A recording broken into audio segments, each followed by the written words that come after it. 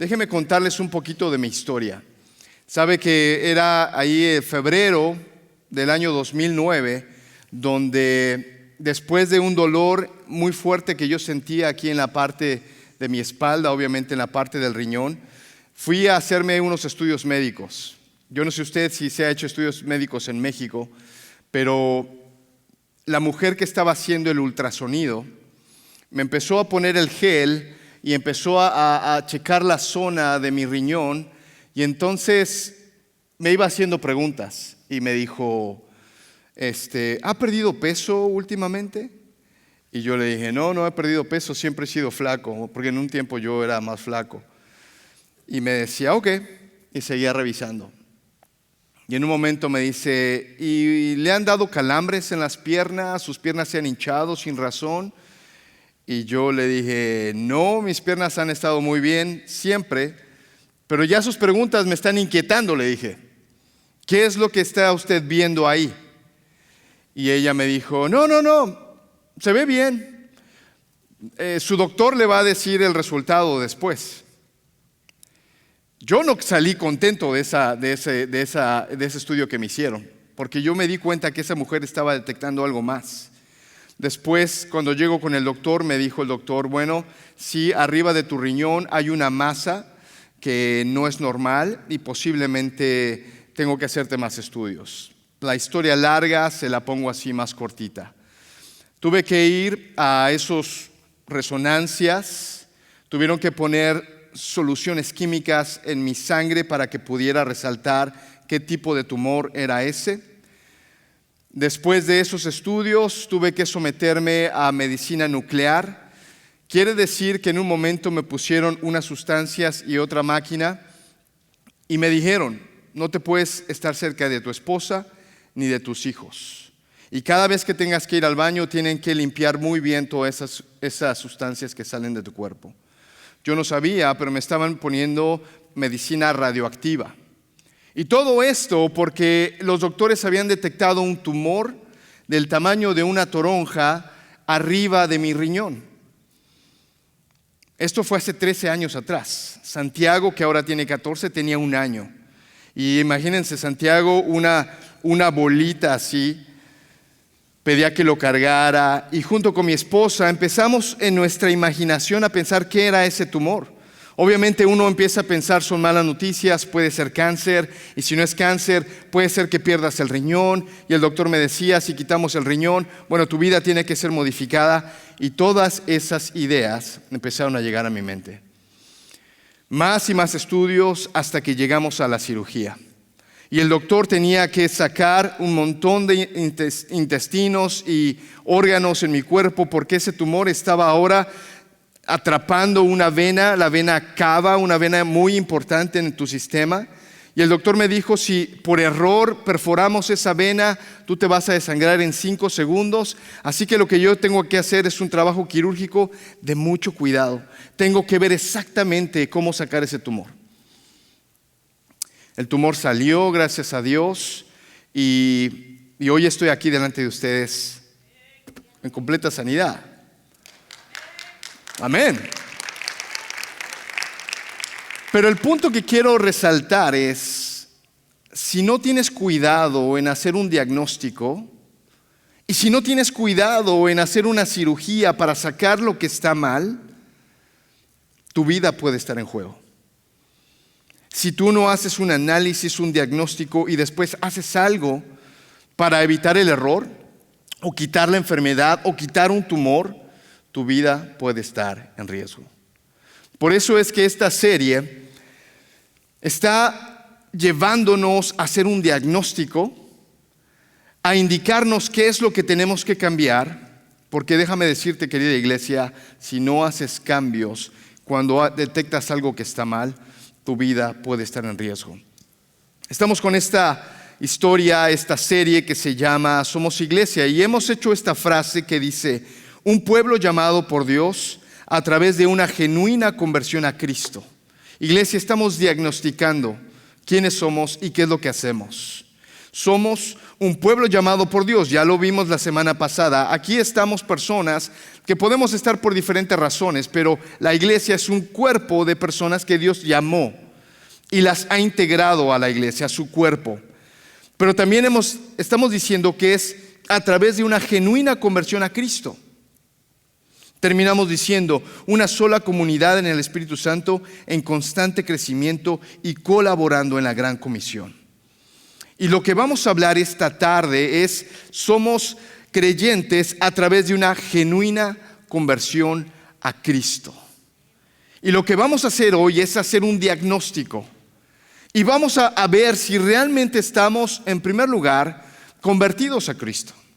Y si esa conversión es genuina. Así que estén conmigo durante este tiempo, porque yo en esta historia que Dios me enseñó a través de la detección de un tumor y a través de una cirugía para sacar lo que está mal, hoy puedo ver a mis hijos, hoy puedo ver a mi esposa. Yo recuerdo esos días de incertidumbre, cuando habían detectado algo malo. Junto con mi esposa, aunque nuestra fe siempre estuvo en el Señor, siempre con ella hablábamos diciendo, yo no me quiero morir, yo le decía a ella. Yo quiero llegar a envejecer junto contigo. Y además, teníamos a Elizabeth y a Santiago solamente. Yo les decía, mis hijos necesitan a su papá. Así que yo voy a hacer todo lo necesario para que esa enfermedad, ese problema físico, no sea algo que me quite la vida. Querida iglesia, si tú no tienes una genuina conversión a Cristo, tu vida eterna está en riesgo. Y es por eso que vamos a hacer este análisis. Pero déjame primero hablar de dos palabras. Si tú has estado mucho tiempo con nosotros, sabes que a mí me gusta hablar, y a veces hasta soy maestro de lo que es obvio, pero me gusta especificar algunas palabras claves. Déjame aclarar dos palabras o mencionar el significado. En primer lugar, cuando decimos que somos llamados por Dios en una genuina conversión a Cristo, déjame describir lo que es algo que es genuino. Genuino, dice el diccionario de la lengua española, es algo que es auténtico, algo que es legítimo, algo que no es falso. En México, cuando yo era joven y no tenía mucho dinero, yo quería tener unos tenis de una marca, pero solamente me alcanzaban para los tenis de esa marca, pero que no eran los genuinos. ¿Te pasó a ti? No, levante la mano. Porque es así, a veces uno quiere una marca y un modelo, pero a veces uno tiene cosas que no son genuinas y no está nada mal. Quiero decir, no es la idea de resaltar que lo que se parece y no es algo malo, pero sí tenemos que identificarlo, no es genuino. Y cuando hablamos que algo que no es genuino, estamos hablando de algo que es falso, que se parece tanto, pero que tú y yo sabemos que al final del día no lo es. Y otra palabra que quiero resaltar, o que quiero que veamos el significado, es de la palabra conversión. La conversión, dice el diccionario de la lengua española, dice, es hacer que alguien o algo se transforme en algo distinto de lo que era, es decir, no es más lo que era antes. Hoy estamos en el 2022 y escuchamos mucho en las noticias de la terapia de conversión, o escuchamos el proceso de conversión, donde un hombre quiere llegar a dejar de ser hombre y transformarse en algo que no es, en una mujer. Esa es la idea de una conversión. Conversión es dejar de ser algo para ser algo completamente diferente a lo que eras. Por eso cuando hablamos entonces de que somos un pueblo llamado por Dios en una genuina, algo que no es falso. Se puede parecer, pero tiene que ser algo genuino. Una genuina conversión a Cristo, es decir, dejar de ser algo para ahora hacer algo completamente diferente. Con esas dos ideas en la mente, déjame decirte cómo éramos. Tú y yo tenemos un testimonio. Yo les acabo de hablar de un testimonio, pero vamos a esos días antes de estar en Cristo. Ven conmigo a la palabra de Dios y vamos a leer 1 Corintios capítulo 6, versículos 9 al 11. Ahora vamos a hacer una lista acá. Yo les acabo de preguntar, ¿estás relacionado o estás familiarizado con algo que se parece pero no es? Pero no es. Vas a estar relacionado con esta lista que viene. 1 Corintios capítulo 6, versículos 9 al 11. Pablo está diciendo lo siguiente: ¿no saben que los malvados no heredarán el reino de Dios? No se dejen engañar. Y aquí viene una lista que quiero que te pongas atención porque te va a traer memorias. Ni los fornicarios, ni los idólatras, ni los adúlteros, ni los sodomitas, ni los pervertidos sexuales, ni los ladrones, ni los avaros, ni los borrachos, ni los calumniadores, ni los estafadores heredarán el reino de Dios. Y fíjate lo que dice: y esto eran algunos de ustedes. ¿Quieres que vuelva a leer la lista para ver si te identificas en eso o no? La palabra de Dios va a dar listas como esta, donde quizá tú puedes decir, no, pero es que yo no era eso. Pero la palabra de Dios es tan vasta que aunque te escondas, te va a pegar. Quizá dices, bueno, yo no era fornicario, yo no era sodomita, yo no era, ok.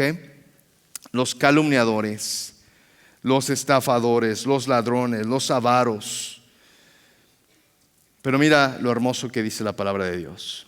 Y esto eran algunos de vosotros, algunos de ustedes, pero ya han sido lavados, ya han sido santificados, ya han sido justificados en el nombre del Señor Jesucristo y por el Espíritu de nuestro Dios. Así que, querida iglesia, si vamos a hacer un diagnóstico, si vamos a dejar que Dios examine nuestras vidas y queremos ver si realmente nos hemos convertido a Cristo, tenemos que ver esas cosas que a lo mejor no nos gusta ver, pero recuerda, un diagnóstico es importante. Esto eran, pero ya no lo son. Ya han sido justificados, han sido lavados. Ahora recuerda, Efesios capítulo 4, versículos 18 al 19, nos va a dar la razón de por qué éramos eso, borrachos, calumniadores. Dice Efesios capítulo 4, versículos 18 y 19 en la pantalla también. Está hablando de hombres y mujeres que caen en pecado y que practiquen el pecado, porque él va a decir, a causa de la ignorancia que los domina y por la dureza de su corazón. Estos, dice, teniendo oscurecido el entendimiento y están alejados de la vida que proviene de Dios. Recuerda esto, tú y yo pertenecíamos a esa lista, pero por dos razones. Una, porque nuestro entendimiento estaba entenebrecido. No sabíamos lo que era andar en la verdad.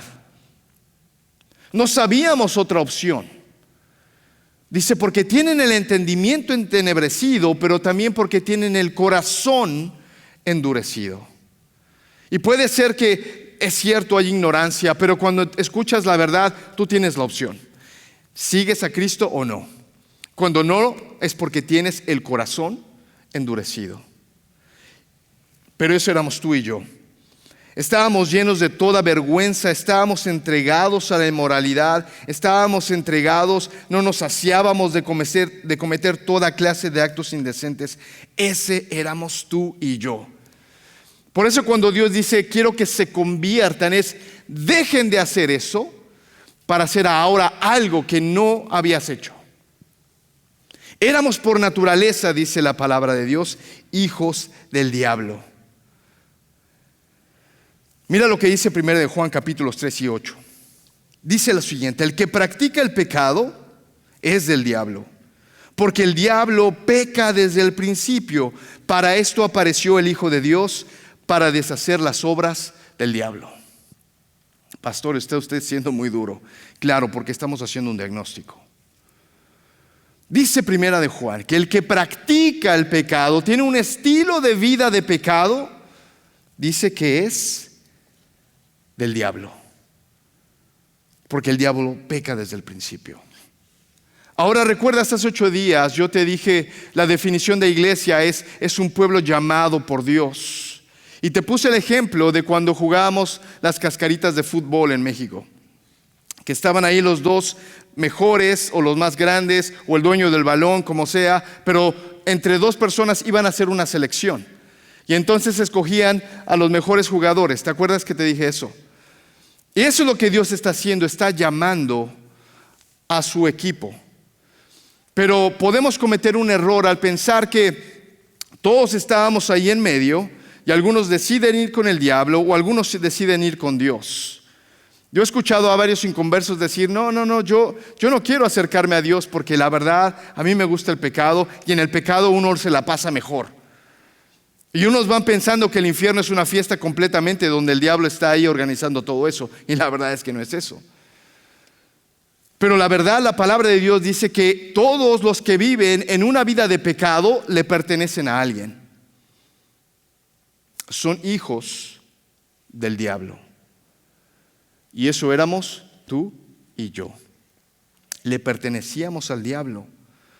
Así que cuando Jesús viene a llamarnos, nos está sacando de las tinieblas.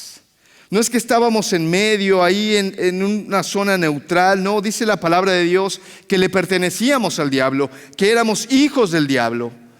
Y que cuando Jesús viene a sacarnos, nos saca de la potestad del diablo. ¿Eso no te da gusto? Porque Jesús te escoge ahora de la muerte a la vida.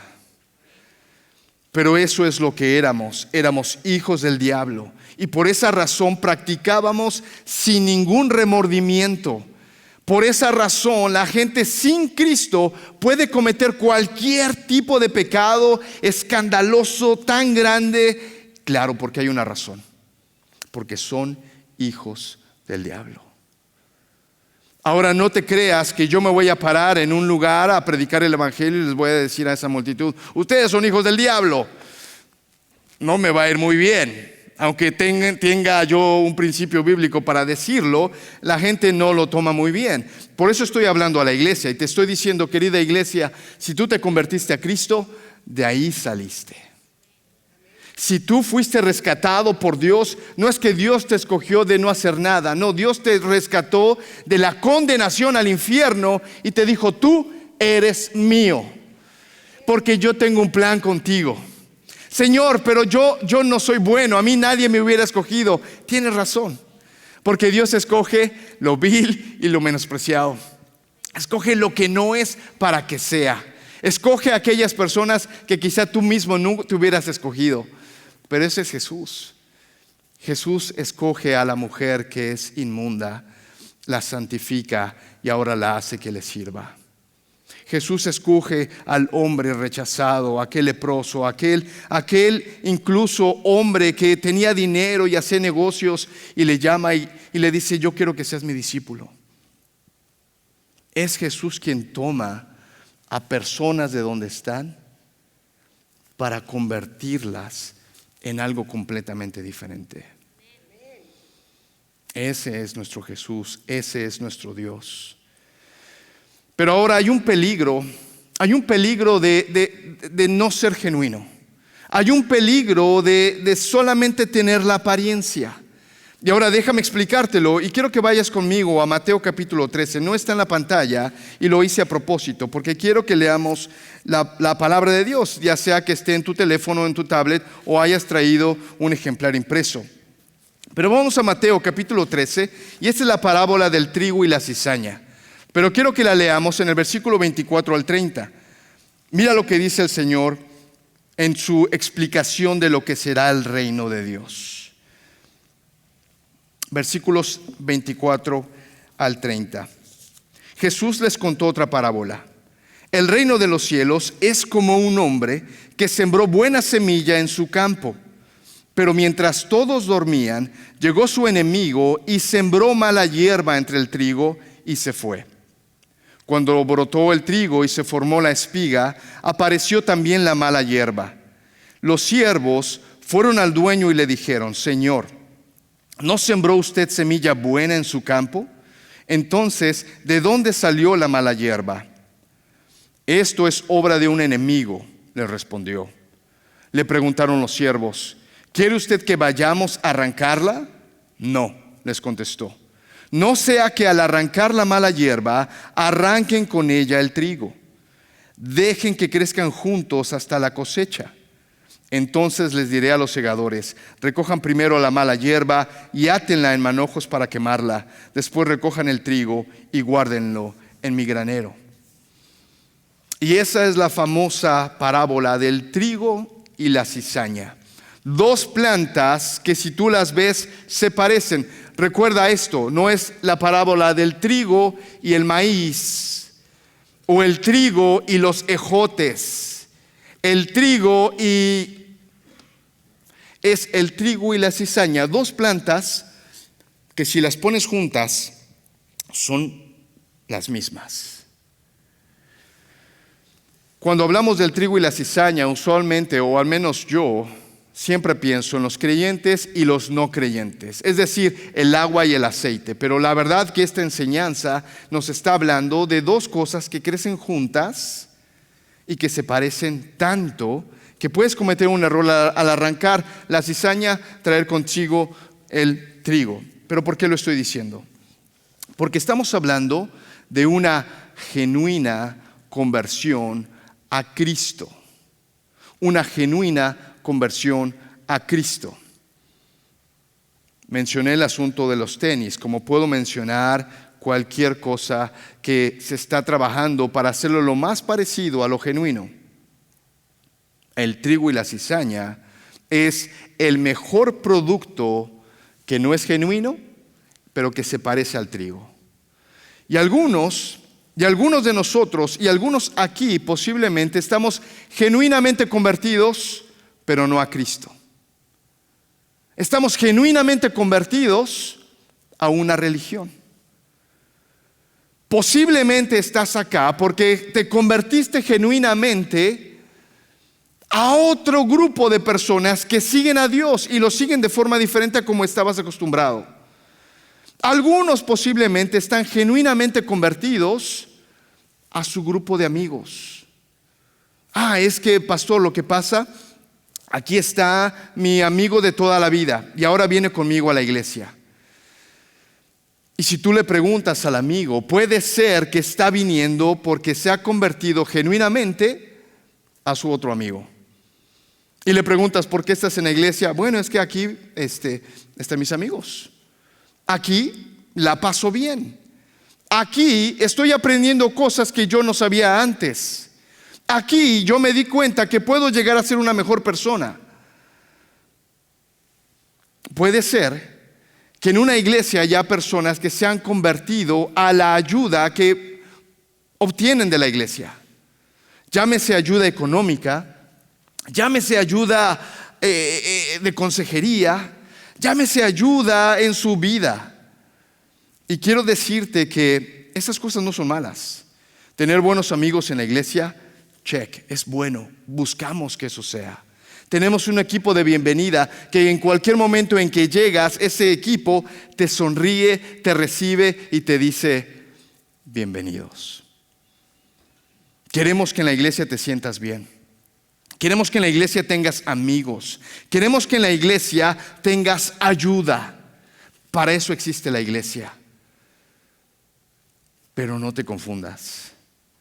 Si tú estás en esta iglesia por esas razones, tu vida está en peligro. Estamos buscando a creyentes convertidos genuinamente a Cristo. Y yo quiero que lo tomes tan en serio como esos exámenes a los cuales yo estuve sometido. Yo quiero que examines profundamente por qué estás en este lugar. Y si estás viéndonos en internet y dices, bueno, ok, yo no estoy en la congregación ahora mismo, pero igual quiero que lo examines. Y si estuviste poniendo otra atención a otras cosas porque estás en tu casa y te paraste al baño y quizá hiciste otra cosa, bueno, si no pusiste atención en todo lo que yo he dicho ahora, quiero que la pongas ahora mismo. Porque yo he estado en casa y yo he estado distraído por el perro, por el amigo, porque el sillón, porque me paro. Espero que no te esté pasando a ti ahí en casa. Pero si estás aquí conmigo, quiero que examines. ¿Por qué estás aquí? ¿Por qué vienes a este grupo de creyentes? Mi labor como pastor, queridos hermanos, es espantarte tanto y decirte, si tú estás aquí porque tienes buenos amigos, te vas a ir al infierno. Si tú vienes a este lugar porque es un lugar muy cool y solamente es eso, te vas a ir al infierno. Si tú vienes a la iglesia porque en esta iglesia encuentras apoyo social, económico, de consejería, lo que sea, y si es solamente eso, te vas a ir al infierno. No porque te lo ganaste, pero recuerda que todos fuera de Cristo éramos hijos del diablo. La condenación no es algo que se gana, es algo que ya se trae por motivos de Adán y Eva. Así que, por favor, quiero que pienses en eso. Genuinamente convertidos a Cristo. Por esa razón, déjame hablarte de quién es Cristo. Por esa razón, déjame decirte entonces por qué adoramos al que adoramos en este lugar. No sin antes volver a remarcar. Tener amigos está bien. Tu vida está cambiando, está bien. Tienes apoyo, está bien. No lo vamos a dejar de hacer. Pero queremos resaltar que aquí lo que más importa es Cristo. Cristo, queridos hermanos, es ese Mesías, esa persona que toda la palabra de Dios había sido prometido. Cristo es ese hombre, ser humano en 100% y 100% Dios, que pagó la condena de los pecados en la cruz. Fue ese hombre 100% que nunca pecó, que nació de una virgen, y por esa razón fue un hombre sin pecado. Y vivió una vida sin pecado, una vida perfecta. Y aún así fue un hombre que fue muerto en la cruz, crucificado, en medio de dos ladrones. Y mientras él está crucificado, él está clamando a Dios: Padre, no les tomes en cuenta este pecado. Padre, consumado es. Padre, ¿por qué me estás dejando? ¿Y sabes por qué dice esas palabras? Porque él está cargando con toda la pena del pecado. La pena que tú y yo debíamos haber pagado. Sin embargo, Jesucristo muere en la cruz, pero al tercer día Él resucita. Y Él resucita para mostrar que Él es Dios. Y Él resucita para mostrar que Él vence sobre la muerte. Para demostrar que el pecado no tiene poder en Él. Y es ese Cristo prometido, un hombre perfecto que es muerto, pero también resucita. Y es ese hombre, es ese Dios que está diciendo: la salvación puede ser tuya porque yo ya pagué por el pecado. Sin embargo, puedes tú saber eso, pero no llevarlo a la práctica. Me gusta lo que dice Primera de Juan: todo el que practica el pecado.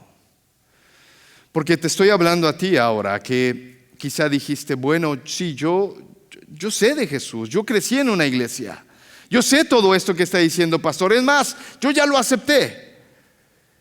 Pero déjame decirte algo. Si hay un síntoma que se llama práctica del pecado, es posible que lo sabes, pero no lo sigues. La práctica del pecado. Bueno, pastor, explíqueme qué es eso. Porque todos pecamos, dice la palabra de Dios. El mismo 1 de Juan dice que si alguno dice que no tiene pecado, se engaña a sí mismo. Todos vamos a vivir una vida de pecado porque tenemos una naturaleza pecaminosa que no ha sido quitada. Sin embargo, ese pecado va a ser un accidente. Sin embargo, ese pecado no nos domina, dice la palabra de Dios. Así que si tú pecas de cualquier forma, puedes tener libertad, porque el que murió en la cruz compró tu libertad.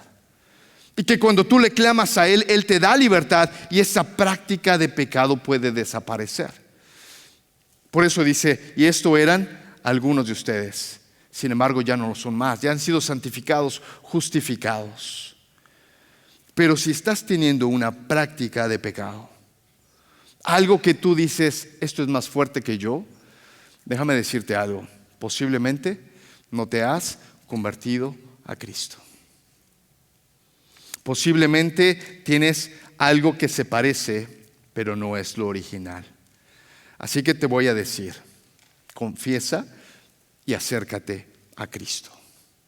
Si tu vida tiene una vida de práctica de pecado, cuidado. Puede ser un cáncer que no solamente va a acabar con tu vida física, puede ser que va a acabar con tu vida eterna. Te vas a ir al infierno pensando que eras, pero no lo eras.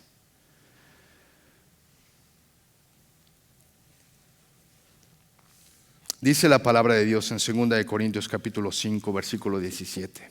Y con esto termino. Dice la palabra de Dios: de modo que si alguno está en Cristo, nueva criatura es. No te vayas muy lejos. Yo voy a llevar ahora mi auto a que lo arreglen, porque está abollada de una salpicadera, y lo voy a llevar para que me arreglen ahí. Pero el hombre quizá me dijo: puede ser que ya no tiene arreglo y lo que voy a hacer es ponerle una pieza nueva. ¿Tú qué prefieres? ¿Algo arreglado o algo nuevo? ¿Verdad que algo nuevo? Lo que dice la palabra de Dios es que si alguno está en Cristo, no es que está arreglado, dice: eres nuevo. De modo que si alguno está en Cristo, nueva criatura es. Las cosas viejas pasaron, y aquí todas son hechas nuevas. Amén. Iglesia, somos iglesia y somos personas que siguen a Jesús en una genuina conversión a Cristo. Yo te quiero invitar, y voy a terminar con una oración antes de que venga Rafi y la banda para que cerremos. Yo te voy a animar a que ores, a que le pidas al Señor: Señor, la verdad es que mi vida posiblemente está reflejando algo que no soy, porque vivo en una práctica de pecado. No te confundas, no estoy hablando de que tienes que ser perfecto. Te estoy hablando de ese pecado que posiblemente está gobernando tu vida más que Dios. Posiblemente, si estás en esa práctica de pecado, es posiblemente que no te has convertido genuinamente a Cristo. Y como ya te lo dije varias veces, tu vida está en riesgo. Saca ese tumor, saca esa enfermedad de tu vida, porque Cristo dice: somos nuevos, no arreglados, no parchados, no algo que intenta por sus propias fuerzas ser algo, no, es algo transformado. Si te das cuenta que tu vida no lo refleja, te voy a decir que hables con Cristo, y quizá tienes que aceptarlo hoy. Y si lo vas a hacer, no quiero que vengas y me digas: pastor, acabo de aceptar a Cristo y yo tenía 20 años ahí en la iglesia. O quizás sí, y le vamos a dar gloria a Dios. Pero, queridos hermanos, mi deber es alertarte de que no te confundas. ¿Estás en Cristo o no lo estás? Inclina tu cabeza y vamos a orar. Y haz ese escaneo de tu vida, como si hubiera un rayo láser, una resonancia magnética analizando todo tu cuerpo, todo tu ser. Posible que estás aquí por tus amigos, por tu familia, tus padres te obligan, tu esposa, tu esposo te obliga. Posiblemente estás aquí porque encuentras un grupo de amigos. Qué bueno. Posiblemente estás aquí porque te hemos ayudado en alguna forma. Qué bueno, no lo vamos a dejar de hacer. Pero queremos que estés aquí por Cristo. Porque si estás aquí por Cristo, nada te va a separar de la iglesia, créemelo. Si estás aquí por Cristo, realmente tu vida va a crecer, vas a florecer, vas a poder servir, vas a poder alcanzar los planes que Dios ha estado planeando contigo. Padre, yo te ruego por la iglesia de The Heights en español, Señor. Queremos, Dios, ser tan honestos, quizá ofender a algunos, pero Padre, queremos ver una iglesia genuina, convertida a Cristo, no a un pastor, no a un programa, no a un grupo de amigos, pero a Cristo. Porque yo sé, Señor, que si estamos todos conectando a Cristo, en primer lugar, somos nueva criatura. En segundo lugar, nuestros pecados han sido perdonados, Dios. En tercer lugar, tenemos una vida de esperanza. Y cuarto lugar, estaremos dando y produciendo fruto, el fruto que tú planeaste. Y entonces el mundo se sorprenderá al llamar: ¿será que estos siguen a Cristo? Padre, limpia nuestras vidas. No permitas que haya creyentes no genuinos. No estoy señalando a nadie. Estoy diciendo, Dios, es cuestión de vida o muerte. Es cuestión de esperanza y confusión. Padre, te amamos. Escucha la oración de nuestra iglesia, Dios. Si hay alguien aquí que está entregando su vida o que tiene confusión todavía, te ruego que seas claro. Te ruego que no le dejes ir más lejos pensando que es algo que no es. Que hay una genuina conversión a Cristo y solo a Cristo. Cantamos: Jesucristo basta. Y Él basta, Señor. Te amamos, Dios, en el nombre de Cristo. Iglesia, decimos amén.